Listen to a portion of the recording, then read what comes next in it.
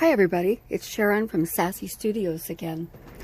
Today we're going to make a journal out of some envelopes, and this is a concertina type journal, which looks like this and just folds both ways, as you can tell. I've made a couple of these. This is just a sample of one that I made, and I'll just do a quick flip through of it. This is made with envelopes. I got this packet of envelopes that came not with cards, but with card stock on clearance at probably Hobby Lobby, but it could have been Michael's. I'm not sure. But it came with all of these, and as I said, it came with card stock, and it was bright colors. I'm going to use these for pictures of grandchildren, nieces, nephews, that type of thing. So I thought the bright colors would be appropriate for it. So in the one I'm going to make today, that's what I'm using. I also am going to be using a paper pack from Recollections. I really like this pack. I like the paper. It's not real bright. It's a little bit more muted, but it has some really neat things. Some of the pages have words on them, like Reach for the Stars and different things. It also comes with here's one, it says at the bottom, ain't it great? Another one, be honest, be silly, be kind. And then it also comes with tags that you can cut out and use. Now these are kind of flimsy, and so are the journaling tags that come with it. When I use these, I like to back them with cardstock. Cardstock, it makes them a lot sturdier and a lot more friendly to use. Another thing that I've found over time, I used to try to scrapbook. I was never very good at it. It's just too structured for me. But I have a lot of these scrapbook page holders, and I found that it works really nicely to just put this in my pad for my paper collections and put all my scraps in it. Then I can keep them together and makes it a lot handier. Have all the scraps right there. So this is Recollections. The other tools that I used while making this were, of course, my paper cutter. The cards that I used were already cut, and they came the correct size for the envelope, so I didn't have to do a lot of cutting. But if you don't have something like that, you certainly can use whatever envelopes you have and cut your paper down to size just a little bit smaller than what the envelope is. I have 3 or 4 of these. There's not one that I particularly like better than another. This one does have a score tab, which I do kind of like that, and it does open up so that it'll measure all the way up to 17-inch paper. The other tools that I use, of course, my bone folder. You don't have to have this. You can use a plastic knife. You can use a tongue depressor or one of those craft sticks that kids have. Whatever. I use this all the time. It wasn't very expensive, so I like having a bone folder. It's a friend to use.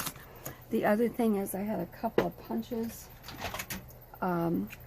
This is one that's kind of scalloped, where it is a scalloped circle.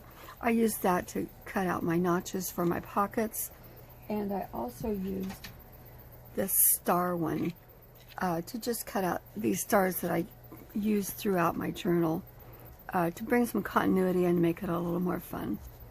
There was one other punch that I used, and this is one that I came across. When I buy any of this stuff, I wait till they have the 50% off or the sales or whatever at Michael's and Hobby Lobby. When I do go shopping, I pull up my coupon for that week for each one, and even sometimes I'll just buy one thing and be able to use the coupon. I didn't know for sure when I bought this how much I'd use it, but I actually really like it. It's not a large one, but it's a nice size, and I found that I've used this quite a bit. But again, you don't have to have any of this stuff. If you don't have a circle punch, you can always fold your paper in half and cut a circle, a semicircle out. You can use a glue stick and use that as your template. draw around it and cut your circle, half circle that way. You can do all kinds of different things. You can decorate with stickers, you can decorate with stamps, any kind of ephemera that you have, so you don't really need all these tools. The other thing is I used a glue stick. If you're going to use a glue stick, just be kind of careful. This one says it's permanent, but it's not always permanent. I have had it let go a few times on things. If you just use one like a school glue stick, that's okay. If you're okay with that, just be aware that you might have to come in and touch up some pages sometimes. This one does a pretty good job, and I like that it's a bigger stick. Art glitter glue is my favorite glue. It dries clear, it holds quickly, and it holds really well. It comes without this metal tip, or without the metal tip on it. It just has this a black tip that's a little bit larger, a little more like your Elmer's and so forth, but this tip is a really fine tip, so you don't get so much glue that it changes the structure of your paper. If you've used art glitter or Elmer's glue, you might notice that sometimes it gets crunchy and bumpy, and it's just a little too much. This will not do that. You have to have this stainless steel pin in here though, and I'm notorious for losing these, so I did put a makeup sponge on this side that I can stick that on so I can put it right back in here. I tried, remember, and sometimes I do and sometimes I don't, but I don't like to lose these. I do know though you can go on Amazon and buy more. They're not very expensive. I just never have done that. The other kind of glue that I use is, this one's called Fix. It could be Fabri-Tac, it can be 3-in-1. These are a little more expensive glues, but this, if you're going to use fabric or leather, lace, anything like that other than paper, this is a little better adhesive for that. It dries, it takes a little longer to dry. It is clear, it's a silicone glue, but it works great for fabrics and anything other than paper. I have even used it on paper if my paper is kind of maybe super heavy or maybe really textured or something like that, that I'm a little concerned about other glues holding. Okay, the other thing I used was washi tape.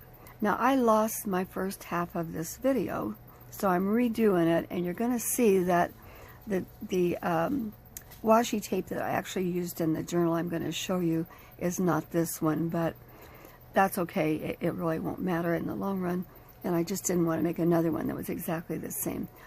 When you do use washi tape though, a lot of times it's really not sticky enough, especially if you get it like I do at Tuesday Morning or some of these places where it's really inexpensive.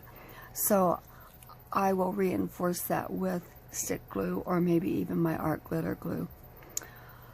Okay, I think that's all I need to tell you. Let's do a quick flip through of this journal that I'd already made so that you can see what we're going to do. I used 6 envelopes, as I said, and I just made it. This just flips out. It's called Concertina. You can stick things in all of these pockets, side and front. One thing that you might want to be sure you do if you make something with any pockets, take either your bone folder or your a knife, a ruler, anything to be sure you go in here and make sure that it's not sticking where you don't want it to stick, so that all your tags and things can go inside it. Here's the next page. Here's another page. This one has a little envelope that comes out. This one we have a tag here. We can put another tag right here. Then we have on the back a belly band that opens up and lets you put some pictures or whatever in there. And I didn't go ahead and decorate the back. I thought I might wait till you do that when I'm actually going to start using this journal and decide what was going to work best for me. Okay, let's get started on what we're doing today. As I said, we need 6 envelopes, and I've already prepared 4 of them. But I'm going to do these last 2 with you so you can kind of see what I do to do this.